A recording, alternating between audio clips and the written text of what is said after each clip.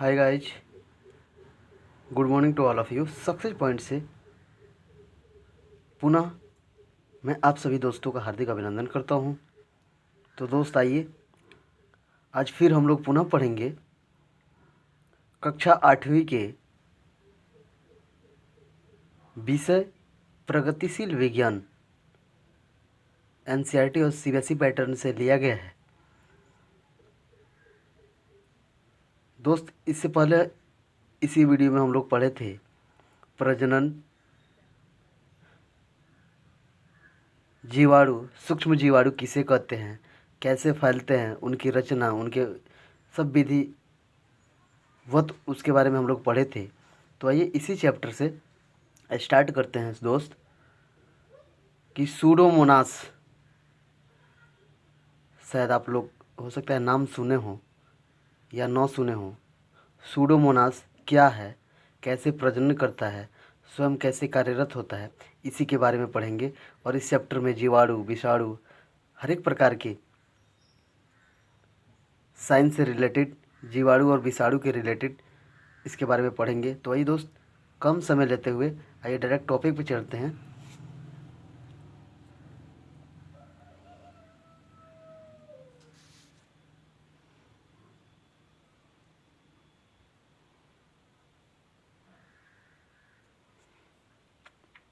Heading है Pseudomonas. Pseudomonas एक प्रकार का जीवाणु जो प्रत्येक 9.5 मिनट में स्वयं प्रजनन करता है। सोचिए दोस्त, कितना खतरनाक है ये सूडोमोनास जो वायरस है, जो विषाणु है। 9.5 मिनट में प्रत्येक प्रत्येक 9.5 मिनट में प्रजनन करता है दोस्त। ठीक है दोस्त, आइए आगे। हेडिंग है एस्चरिचिया कोली। ये जीवाणु वैज्ञानिक शोधों के लिए प्रयोग किए जाते हैं। ये प्रत्येक 20 मिनट में प्रजनन करते हैं। ये साधारणतः मनुष्य की बड़ी आंत के नीचे यानी निचले भाग में पाए जाते हैं। ये जीवाणु आक्सी जीवाणु है, यानी जो मानव शरीर है, मानव शरीर के जो बड़ी आंत है, बड़ी आंत के निचले सिरे पे, नीचे वाले जो भाग होता है कोलोन, उस कोलोन में पाए जाते हैं दोस्त। ये जीवाणु जो आक्सी जीवाणु के नाम से जाने जाते हैं दोस्त। आइए अगला हेडिंग है माइक्रोबैक्टीरियम ट्यूबरकुलोसिस।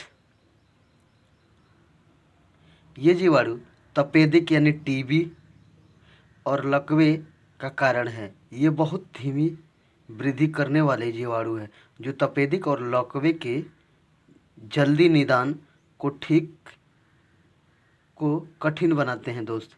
यानी कठिन का तात्पर्य ये है कि ये बहुत मतलब इतना जटिल कर देते हैं रोगों से, टीबी हो या तपेदिक हो या लकवा हो, इस रोगों से इतना जटिल कर देते हैं दोस्त ये जो जीवाणु हैं कि इंसान, मानव कुछ कर नहीं पाता है दोस्त। आइए, इसमें एक छोटा सा आपका प्रश्न दिया गया है कि एक जीवाणु से आरंभ होकर 30 मिनट में 2 बार विभाजित होता है। कह रहा है एक जीवाणु से आरंभ होकर जो 30 मिनट में 2 बार विभाजित होता है, 12 घंटे की वृद्धि के पश्चात कितने जीवाणु बनेंगे? ध्यान से सोचिएगा दोस्त इस क्वेश्चन को। आइए, आंसर है दूध से दही का निर्माण।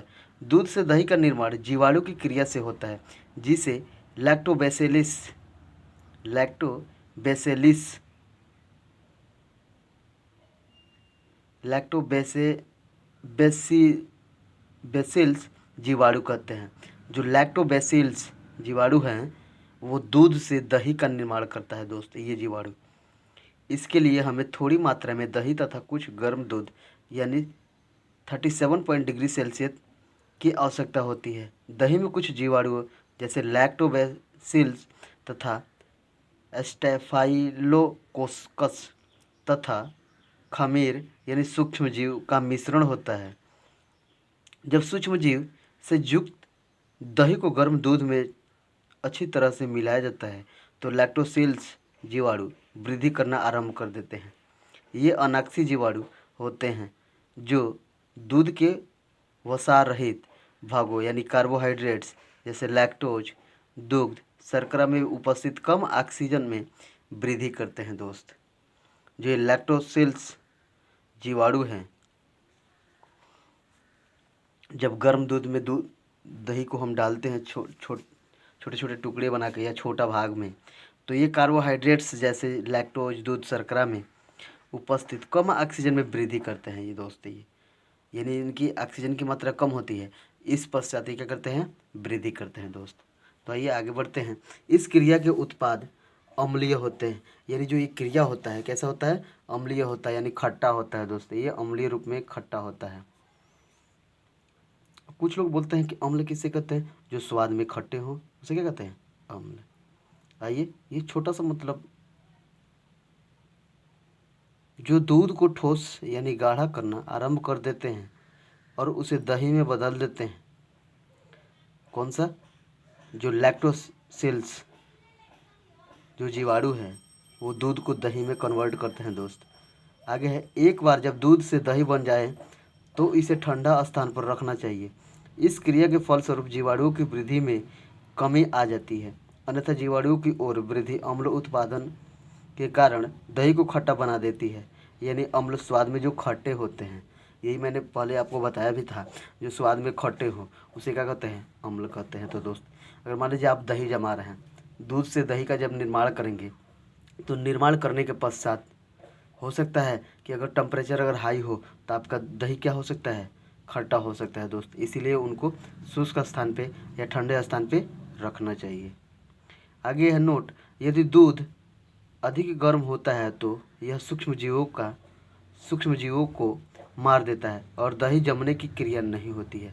करें, अगर दूध आपका जो अधिक टेम्परेचर में अगर गर्म हो गया हो तो उस समय सूक्ष्म जीवों को क्या करता है, मार देता है। तो सूक्ष्म जीव कौन कौन से है, लैक्टोबैसिलस जो जीवाणु हैं जो दूध से दही का निर्माण कराते हैं, लैक्टोबैसिलस, वो क्या करते हैं, खुद ही मर जाते हैं। जब मर जाएंगे तो दही का निर्माण नहीं होगा दोस्त। ठीक है दोस्त, आइए आगे देखते हैं। दूध में लैक्टोज शर्करा होती है जो खट्टी नहीं होती है, लेकिन जब सूक्ष्मजीवी क्रिया के द्वारा यह लैक्टिक अम्ल में बदलती है तो दही इसके कारण खट्टी हो जाती है। करा, जो लैक्टोज शर्करा है दूध में, वो क्या करता है, खट्टी नहीं होती है। जो लैक्टोज शर्करा है दूध में होता है वो खट्टी नहीं होती है, लेकिन जब ज्यों ही इस सूक्ष्म जीव की यानी उत्पत्ति काफ़ी तेज़ी से होती है और वही टेम्परेचर जब हाई होता है तो उस समय क्या होता है, लैक्टिक अम्ल में बदल जाती है। इसी के कारण दही कारण क्या होता है, खट्टा हो जाता है। ठीक है दोस्त, आइए आगे देखते हैं। आइए हम दूध से दही बनाएं और दही निर्माण पर तापमान के प्रभाव का अध्ययन करें। फिगर के माध्यम से देखेंगे। मैं प्रयास करूँगा कि आप अच्छे से समझें, इसके बारे में देखें कि आपको भी कोई दुविधा ना हो और आपको परेशानी ना हो, कि फिगर के माध्यम से आप देखेंगे तो और आपको समझ में आएगा। हो सकता है कि मैं समझाने का प्रयास करूँ आपको समझ में नहीं आया, इसीलिए मैंने फिगर के माध्यम से आपको दिखा रहा है कि फिगर से देखें, उसके बाद से इसके बाद फिगर के माध्यम से आप समझें। ठीक है, एक फिगर में दूध को रखा गया है, देखिए कैसे हीट किया जा रहा है उसको। कह रहा है कि कुछ दूध लीजिए। ठीक है दोस्त, कुछ दूध लीजिए और इसे 3 भागों में बांटिए। 3 बीकरों में दूध बांटिए और उन्हें ABC अंकित कीजिए। उनको क्या कीजिए, ABC में अंकित कीजिए दोस्त। बीकर ए के दूध को 37 डिग्री सेल्सियस पर गर्म कीजिए। बीकर बी के दूध को उबालिए और बीकर सी के दूध को ठंडा रहने दीजिए। अब प्रत्येक बीकर में थोड़ा दही डालिए और अच्छी तरह मिलाइए। प्रत्येक बीकर को गत्ते से या बर्तन से ढक दीजिए और 4 से 6 घंटे तक रखा रहने दीजिए। आगे देखिए क्या निष्कर्ष निकलता है दोस्त, ध्यान से देखिएगा। बीकर ए दूध का दही जम जाता है, बीकर बी व सी का दूध जो है वो दही में परिवर्तन नहीं होता है। कारण क्या है दोस्त, कि क्योंकि हमने बीकर ए वाला जो है उसको हमने क्या किया, 37 डिग्री सेल्सियस पे गर्म किया, और वही बीकर बी और सी को हमने क्या किया, सिर्फ उबाला, और सी वाले को क्या किया, हल्का वैसे ठंडे ही रहने दिया। तो उस स्थिति में जब लैक्टोसेल्स जीवाणु उत्पन्न नहीं होंगे तो हमारा दूध का निर्माण दही का निर्माण नहीं होगा। सेम दूध रह जाएगा दोस्त। ठीक है। 37 डिग्री सेल्सियस तापमान दूध को दही में परिवर्तन करने के लिए आवश्यक है। नोट: सर्दियों की अपेक्षा गर्मियों में दही निर्माण शीघ्र होता है, क्योंकि गर्मियों में तापमान अनुकूल होता है, सर्दियों में दही निर्माण में अधिक समय लगता है। अर्थात गर्मियों में आप टेम्परेचर के माध्यम से क्या कर सकते हैं, एक दिन में ही दही को दूध को दही में परिवर्तन कर सकते हैं, कन्वर्ट कर सकते हैं। बट वही सर्दियों का जब मौसम हो तो हम एक दिन में उसको नहीं कन्वर्ट कर सकते हैं। कन्वर्ट करेंगे कब? जब उसका टेम्परेचर हाई रखेंगे। ठीक है, तब होगा। आगे, मृत पौधों व जंतुओं से जीवाश्म का निर्माण। कुछ जीवाणु और सूक्ष्म जीव पौधों तथा जंतुओं के मृत भागों को अपघटित करते हैं और कार्बन, नाइट्रोजन तथा अन्य पोषकों को अगले चक्र के लिए वातावरण को वापस कर देते हैं दोस्त। कह रहा है कि मृत पौधों व जंतुओं से जीवाश्म का निर्माण कैसे होता है। ठीक है, तो इसमें कार्बन, नाइट्रोजन तथा अन्य पोषक को अगले चक्र के लिए वातावरण को वापस कर देता है अपघटित के माध्यम से। ये मित्र जीवाणु न केवल सफाई करते हैं बल्कि भूमि, जल तथा वायु के जीवनदायी गुणों का नवीनीकरण भी करते हैं।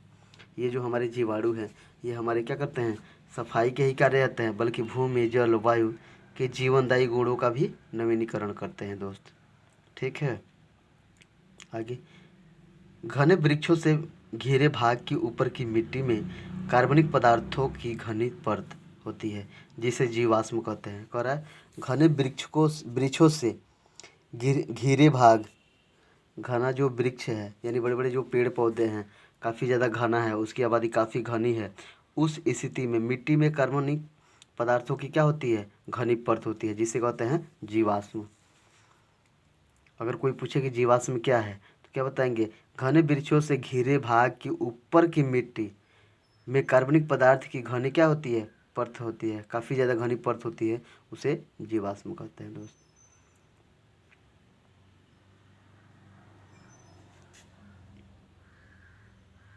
आगे है जीवाणुओं की उपयोगी क्रियाएं। एक नंबर, जीवाणुओं की उपयोगी क्रियाएं। जीवाणु हमारे लिए कई प्रकार से उपयोगी है, जैसे दुग्धशाला यानी डेयरी में कुछ जीवाणु दुग्ध उत्पादन जैसे दही और पनीर बनाने में सहायता करते हैं। कृषि में कुछ जीवाणु कार्बनिक पदार्थों को अपघटित करके जीवाश्म बनाते हैं और मिट्टी की उर्वरता तथा जल रोकने की क्षमता में वृद्धि करते हैं दोस्त। आइए आगे, नाइट्रोजन स्थिरीकरण। कुछ जीवाणु राइजोबियम वायुमंडल से मुक्त नाइट्रोजन को अवशोषित करके नाइट्रोजन के यौगिकों में बदल देते हैं और प्राकृतिक रूप से मिट्टी में खाद देने का कार्य करते हैं। ऐसी मिट्टी को नाइट्रोजन उर्वरकों की आवश्यकता नहीं होती है। कुछ जीवाणु सड़ते हुए पौधों व जंतुओं से नाइट्रोजन उत्सर्जित करते हैं। जीवाणु प्रकृति में नाइट्रोजन चक्र में महत्वपूर्ण योगदान देते हैं दोस्त। ठीक है। उद्योगों में कुछ जीवाणु कठोर पेशीय रेशों को तोड़कर कोमल बनाते हैं, जैसे